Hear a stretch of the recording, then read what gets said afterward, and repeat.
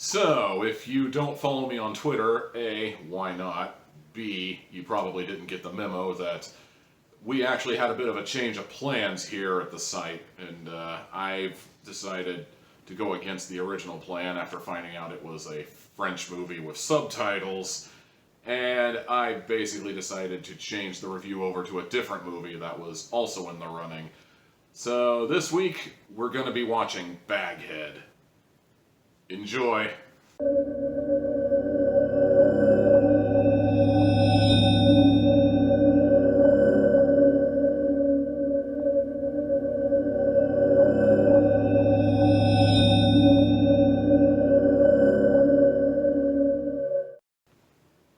You know, I can forgive a lot when it comes to movies on a budget. I can forgive no background music. Honestly, sometimes I find background music to be distracting, so sometimes it's better off not having it. I can forgive when a camera doesn't have things like a pop filter, so if they're filming in a particularly windy setting, or if the guy behind the camera is moving the camera, you can hear it rustling, and you can hear the pops and all that, and you can hear the wind. I can forgive that when we're talking about a movie on a budget. I can even forgive the fact that the movie is swing, swing, swing, swinging back and forth to show that, like, the other guy is talking, but that particular one does get old after a while, but if it's used sparingly, I can forgive it. But the one thing I will never forgive, the one thing I will never forgive a movie for, is being so ungodly boring as Baghead is. I really hate to rag on this movie because it really does kind of feel like a passion project. It really feels like these guys tried to make something good, but for the life of me, I just could not get into this movie at all, and believe me, I tried. I really tried.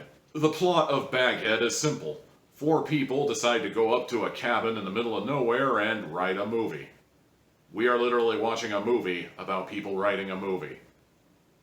Meta.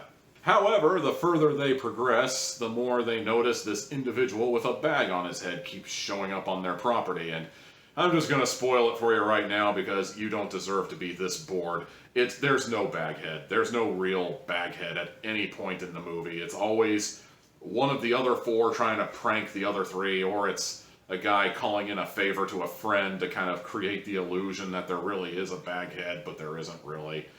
I try to keep these as spoiler-free as possible, but let's be honest, I'm doing you a favor by spoiling it for you. You don't need to see this movie. You do not need to bore yourself to tears with this movie. And at the end of the day, I kind of felt like I got punked because the way the movie was progressing, I was kind of thinking this thing was venturing into horror film territory.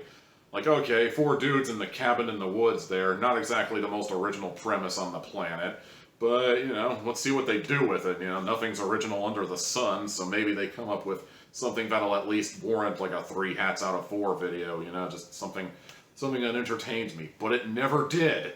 Every single time I was expecting it to be like, this time it's going to be real, this time it's going to be Baghead, this time Baghead will be the real killer, and it never is! The best way I can think of to describe this movie in the long run is probably the Blair Witch Project meets Jackass.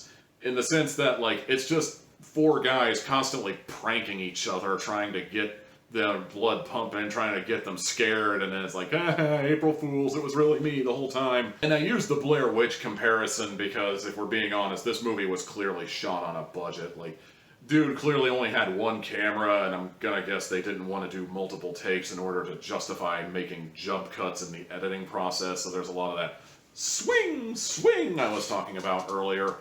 There's a lot of that, and it has this kind of found footage quality, but the entire time nobody's acknowledging the cameraman. Nobody is even, like, the cameraman doesn't even exist in the universe, but it's very obvious there's a cameraman in there by the way the camera work is going, and I found it to be distracting, but if the movie was at least interesting, I probably could have forgiven it.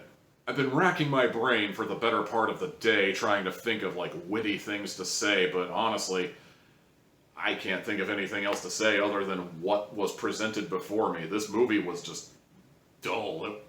At least if the movie was cheesy or stupid or bad, I could have at least gotten some mileage out of it.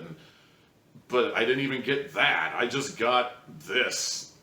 It just goes nowhere. I feel like an entire hour and a half to 2 hours of my life was completely wasted, and I feel kind of ripped off, honestly. Bottom line, I really wanted to give these guys the benefit of a doubt. I really did, but at the end of the day, I just couldn't get into this movie at all. So, 1 hat out of 4. And that's going to do it for this week's edition of It Came from Pluto TV. Ooh. Be sure to like, comment, subscribe, ring the bell to get future notifications of uploads and all that good stuff. And speaking of good stuff, follow me on Twitter at TommyTealHat for more Tommy Teal Hat flavored goodness that way. Until next time, y'all. Like, it's just 4 guys constantly pranking each other, trying to get their blood pumping, trying to get them scared, and then it's like, ah, April Fools, it was really me the whole time. Damn it.